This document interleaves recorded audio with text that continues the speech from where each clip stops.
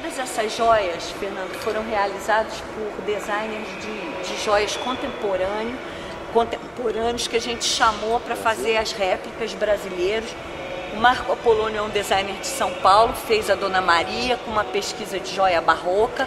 A Casa de Vasconcelos são designers de São Paulo também, que tem uma delicadeza muito grande no design, e por isso eu escolhi para fazer as joias do estilo Império, porque eram mais adequadas a Dona Maria, não, a Carlota e a Leopoldina.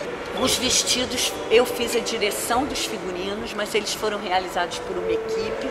A chefe de equipe, a figurinista, é Tatiana Rodrigues, que foi minha assistente durante anos e agora está madura e assinando o próprio projeto.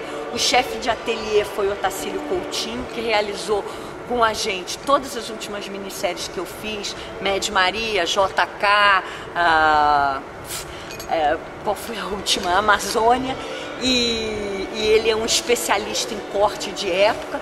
Nós tivemos bordadeiras, aderecistas. As perucas foram realizadas pela Divina, que é uma argentina radicada no Brasil, trabalha no Teatro Municipal e é especializada em cabelos de época. Foi formada pelo Teatro Colón de Buenos Aires. Caixa de memória são trajes que a Cláudia Fares pesquisou e trouxe dos museus de trajes de Madrid, Viena e Lisboa, as cidades onde nasceram nossas rainhas. Nós fomos pesquisar e, como não havia nenhum resquício nem nenhuma sobra dos trajes que elas usaram, nós recriamos os figurinos e trouxemos os trajes autênticos, verdadeiros, para os estudantes de história, os estudantes de moda, os estudantes de indumentária e o público comum ter uma noção exata de como eram os trajes de época, a construção, o tecido, a costura. Hoje, mais do que nunca,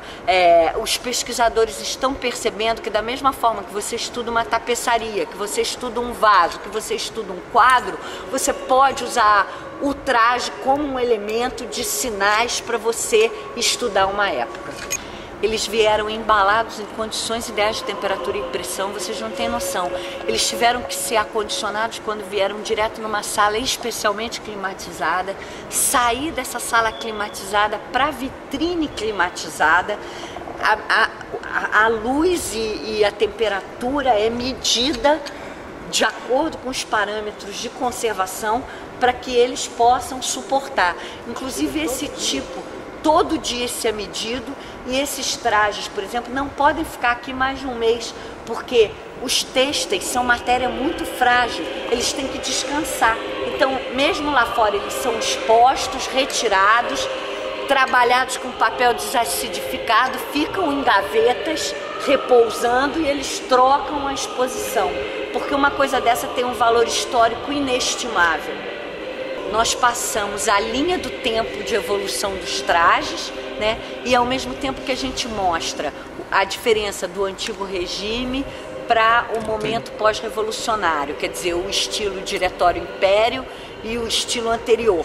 Então você vê a diferença dos chapéus, a diferença dos penteados, a diferença dos bordados, para que você possa localizar o traje e o tipo de referência que estava ligado a ele. Aqui é uma instalação viva do viver colonial. A gente chamou esse módulo de mulheres da realidade. Saímos das mulheres da realeza e entramos nas mulheres da realidade, que não são reais, realeza, mas são reais de vida real, né? Então, as mulheres da vida real da colônia e a maneira de comer, se vestir, se pentear, o público aqui pode ficar sentado ou em pé e ter um pouco a noção de como as coisas aconteciam. O que é importante mostrar aqui é que esses modos são modos velados. Por quê? As janelas eram cobertas com essas treliças, que se chamavam muxarabis. E através dessas treliças, elas podiam ver sem ser vistas. Se você chegar até lá, você vai ver que você não vai conseguir ver elas. Mas elas, se chegarem até aqui, veem a gente, né? Isso protegia o espaço doméstico. Esse tipo de arquitetura protegia o espaço doméstico. E dentro desse espaço doméstico havia uma uma liberdade no vestir, né? O que nas nossas pesquisas percebemos que os viajantes estrangeiros se espantavam muito quando eles chegavam nas casas brasileiras.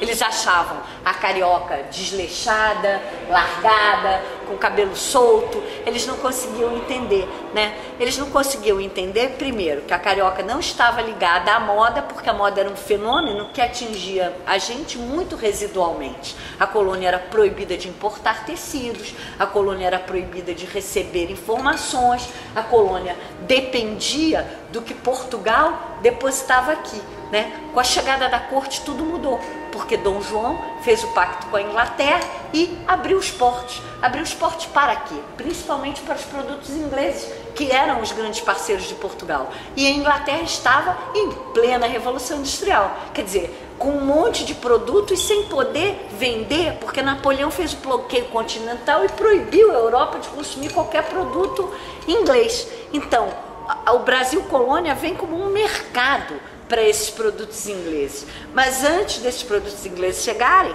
nós tínhamos essa cidade com os muxarabis, esses hábitos que provavelmente se refletiam, primeiro, ao calor e, segundo, com o espaço doméstico protegido, na medida em que ninguém estava olhando para elas, elas podiam se vestir de uma forma mais livre, mais despojada, né? Dentro de casa, por causa do calor também.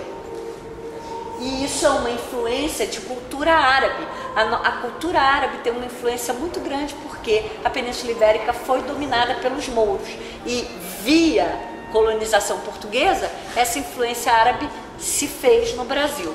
E aí nós vamos andar pela rua e deparar como parece que nós estamos andando pela rua de um país árabe, né? Um país em que as mulheres se cobrem e que você não vê nada. De novo, é a repetição do mesmo modo velado. Lá elas podem ver sem ser vistas, e aqui elas também podem ver sem ser vistas. Você não sabe que mulher está aqui embaixo, você não sabe qual é o traje que ela utiliza. E era assim que elas andavam na rua.